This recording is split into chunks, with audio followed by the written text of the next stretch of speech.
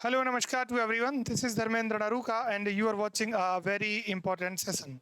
So, all my dear student, once again, I am here with a new session.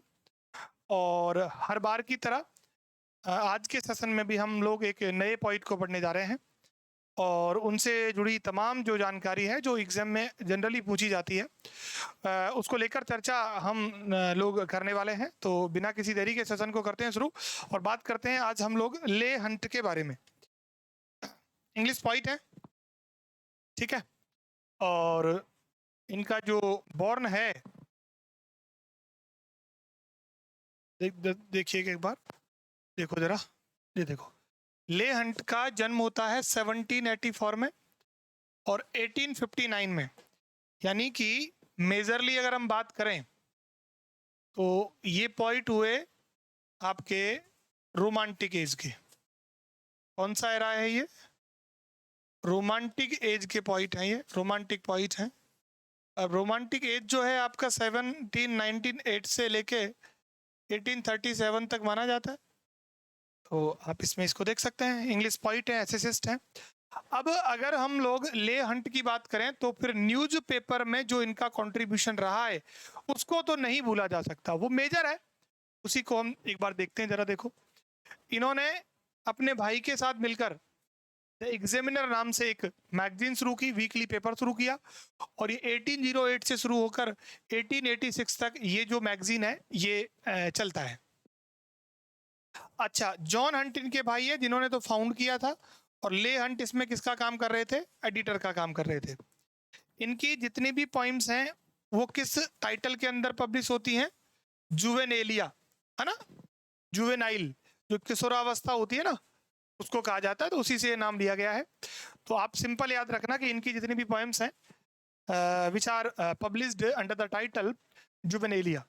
अब इनसे संबंधित जो newspaper हैं वो कौन कौन से हैं, क्योंकि जब भी एग्जाम में क्वेश्चन बनता है तो इसी से बनता है कि ये इन्होंने कौन कौन से न्यूज़पेपर से ये संबंधित है और वो न्यूज़पेपर का क्रोनोलॉजी किस प्रकार है। देखो जरा, अगर न्यूज़पेपर की बात करें तो ये 4 न्यूज़पेपर के अंदर रहे। इन चारों के नाम जो हैं आपको पता होने चाहिए। देखो, अगर हम पहले वाले की बात करें तो उसका नाम है द एग्जामिनर और 1808 से लेके कब तक चलता है ये?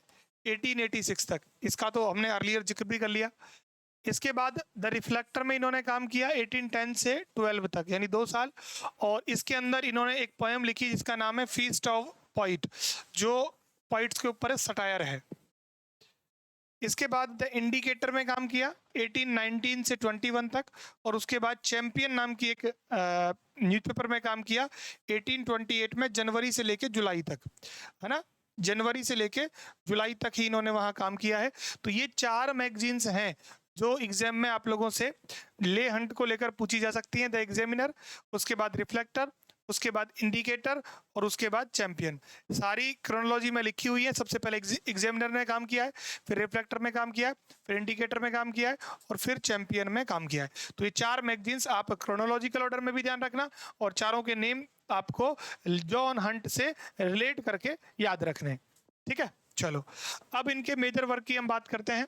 तो मेजर वर्क में अगर हम बात करें तो पहला वर्क आता है द स्टोरी ऑफ रिमिनी, ठीक है, 1816 की पोयम है और ये बेस्ड है डेंटी के इन्फर्नो के episode of Francesca the Rimini पर। तो एक तो वर्क इनका ये है, दूसरा फॉलिएज है और इसी का एक और टाइटल था हीरो एंड लिएंडर 1818 में और 1819 में। क्या है ये? कलेक्शन ऑफ पोइट्री, है ना, कलेक्शन ऑफ पोइट्री है। तो देखो, वर्क के रूप में इनको कोई ज़्यादा याद नहीं रखा जाता। इनको मेजरली जो याद रखा जाता है वो ये मैगजीन्स के लिए याद रखा जाता है। मैगजीन्स के लिए इनका नाम जो है वो आपसे एग्जाम में भी पूछा गया है ऑलरेडी, कई बार क्वेश्चंस बने हैं। अब चाहे वो यूजीसी के एग्जाम में बने हो, टीजीटी पीजीटीज के एग्जाम में बने हो, लेकिन एग्जाम्स में क्वेश्चन मैगजीन्स और न्यूज़पेपर से लेकर जो है वो लगातार पूछे जा रहे हैं।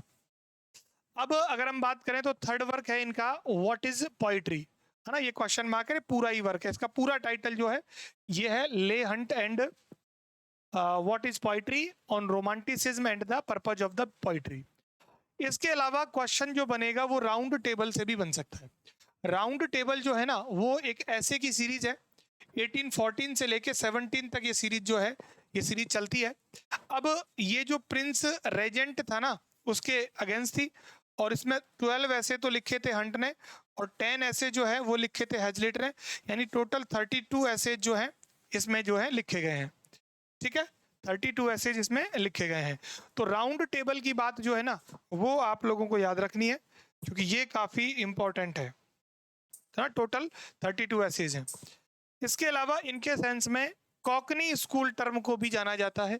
अभी कॉकनी स्कूल है क्या है ना, वैसे कॉकनी एक लैंग्वेज है, मतलब एक डायलेक्ट टाइप की होती है, और ये क्या है, नेगेटिव टर्म है ना, ये मजाक बनाने के लिए लाया गया था। और a group of poets and essayists of 19th century, series of attack on backward class और वर्किंग क्लास, है ना, जो मतलब इनकी बात किया करते थे ना, उनके ऊपर जो है, कॉकनी जो है लेबर क्लास की लैंग्वेज होती है, तो उसी को लेकर उनको कॉकनी स्कूल ऑफ पोइट्स कहा गया। और इसमें जनरली ले हंट थे, हैजलिट थे, पीबी सैली थे, जॉन कीट्स थे, और चार्ल्स लैम थे। अब आपसे पॉइंट्स का नाम भी इसमें पूछ लिया जाता है कि कौन कौन से पॉइंट्स जो हैं इस कैटेगरी में आते हैं। तो ये पॉइंट्स हैं आपके पास, जॉन हंट है, हैजलिट है, पीबी सैली है, जॉन कीट्स है, और कौन है, चार्ल्स लैम है। और अटैक किस पे था, series of attacks on backward class और वर्किंग क्लास। और इसमें पॉइंट्स और एसेसिस्ट को जो 19th सेंचुरी के हैं उनको इसमें इंक्लूड किया गया। और ये सारे जो दिख रहे हैं आपको, ये आपके रोमांटिक एरा के ही पॉइंट हैं। 19th सेंचुरी जो है वो मेजरली विक्टोरियन और रोमांटिक एरा के लिए ही जानी जाती है। ठीक है, चलो, अर्लियर तो रोमांटिक है। इसके अलावा ये राउंड टेबल का आप ध्यान रख लेना कि ये एक ऐसे सीरीज है, टोटल 32 ऐसेज हैं इसके अंदर, जिसमें से 12 तो लिखे हैं हंट ने और 10 लिखे हैं हैजलिट ने। इसके अलावा आप लोग ये मैगजीन्स के नाम जो है, जैसा मैंने अभी आपको बताया था, एग्जामिनर, रिफ्लेक्टर, इंडिकेटर और चैंपियन, आप ये ध्यान रखेंगे। और एक जो ये तो इनके भाई ने जो है वो फाउंड की थी, ये वहाँ एडिटर का काम करते थे। तो ले हंट को लेकर ये बातें अगर आप पढ़ लेते हो तो मुझे लगता है कि आपके एग्जाम में बनने वाले क्वेश्चंस डेफिनेटली सॉल्व हो जाएंगे। तो ये था आपके लिए एक और द वोकैबुलरी शो का सेशन, जिसमें हम लोगों ने ले हंट को लेकर चर्चा की। वीडियो अगर आपने पूरा देखा है तो आई होप पसंद आया होगा, और पसंद अगर आ गया है तो लाइक शेयर सब्सक्राइब जरूर करें। बाकी की बात नेक्स्ट सेशन में आप लोगों के साथ फिर यूं ही होती रहेगी। Thank you.